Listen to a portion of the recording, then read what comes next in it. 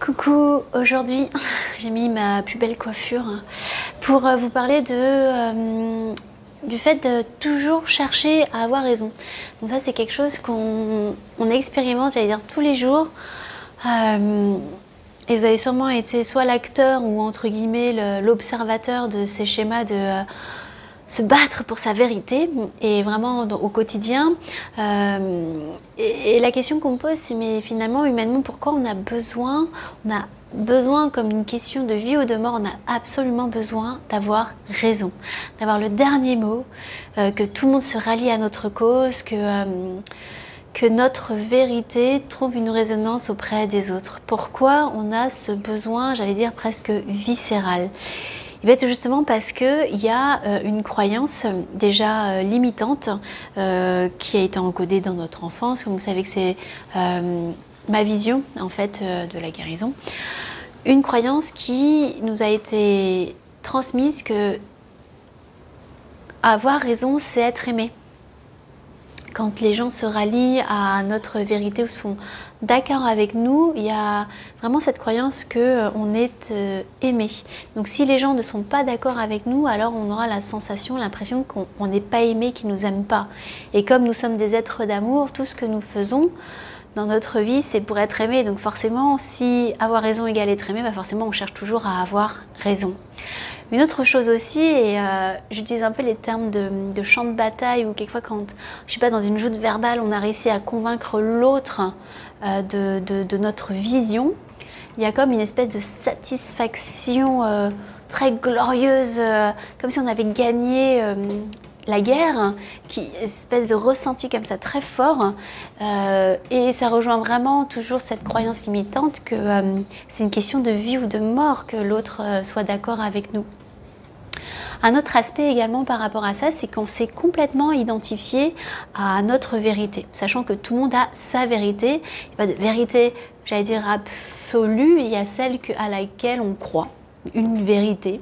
Comme je dis, moi j'ai mes vérités, aujourd'hui c'est celle-ci, demain ce sera peut-être une autre. En tout cas, j'ai ma vérité que je partage. Et quand on a une énorme identification à cette vérité, à ses pensées, à ses croyances, c'est-à-dire qu'on est devenu cette vérité, cette croyance, on milite pour elle comme s'il était question de vie noire, puisque notre existence est conditionnée par l'acceptation de cette vérité. Donc forcément, si en face on rencontre quelqu'un qui réfute absolument tout ce en quoi on croit, puisqu'on s'est complètement identifié à cette vérité, on n'existe plus, puisqu'il réfute toute cette vérité, donc il nous réfute, nous. Donc il y a une sorte de annihilation de notre être qui s'est complètement identifié à cette vérité. Donc ça, c'est vraiment les deux schémas que je rencontre, donc cette croyance limitante sur si la personne n'est pas d'accord, donc ça veut dire qu'elle m'aime pas, et si j'ai pas raison, si l'autre n'est pas d'accord, en fait moi je disparais, quoi. Donc il faut absolument que j'ai raison, c'est une question de vie ou de mort. Souvent un exemple que je cite par rapport à ça, sur le fait, sur les vérités, et surtout avec ce qu'on vit en ce moment, en fait on trouve tout et son contraire, on trouve tout et son contraire dans les médias, partout. Et ce qui est génial avec cette surinformation qui est complètement contradictoire, les gens de mon entourage aussi sont complètement perdus. Moi ça m'arrive aussi de ne plus savoir quoi croire. Et bien quand c'est comme ça, en fait, je reviens vraiment à l'intelligence de mon cœur. Est-ce que ça fait grandir mon cœur ou est-ce que ça a fait fermer mon cœur? C'est la même chose si on regarde les infos, on les écoute, si ça vous arrive encore. Est-ce que ça ouvre mon cœur et ça me donne envie d'aller vers l'autre et de lui faire un gros câlin et de ressentir cette unité ou unicité, comme le dit Motombo, ce lien à l'autre avec un grand A? Est-ce que j'ai envie d'aller vers l'autre ou est-ce que cette information fait que j'ai juste envie de rester chez moi, cloîtrée, de voir l'autre comme un ennemi potentiel ou un danger potentiel? Et dans quel cas, du coup, je crée vraiment cette séparation à l'autre par rapport à cette vérité à laquelle je crois. Donc moi, c'est vraiment à chaque fois aussi, les outils que je partage avec mes élèves pour se créer sa vérité, parce qu'il n'y a pas de vérité absolue, il y a celle à laquelle on croit. Et celle que je vous garde, moi, ma vérité, c'est celle qui fait que je suis une personne plus sympa et plus ouverte avec moi-même, mon entourage proche et avec le monde avec un grand M et les autres avec un grand A. Et également, pour mettre les choses un peu en perspective, un exemple assez extrême que j'aime bien utiliser pour illustrer un petit peu tout ça sur le fait qu'il n'y a pas de vérité absolue.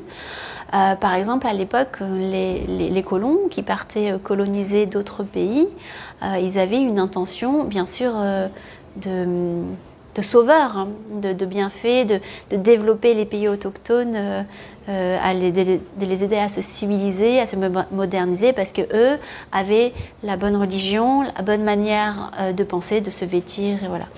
Et vous voyez, comme d'une vérité, que ni bonne ni mauvaise, mais une vérité qu'on essaye d'imposer aux autres, sort des guerres de religion, des génocides et des choses vraiment pas cool, et surtout une séparation à l'autre.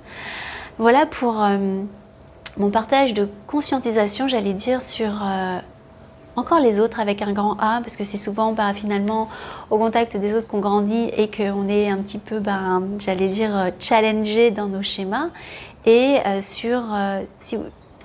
surtout justement s'observer dans les joutes verbales lorsque on cherche absolument à convaincre l'autre et à avoir raison. Qu'est-ce qui se passe finalement énergétiquement à l'intérieur, émotionnellement.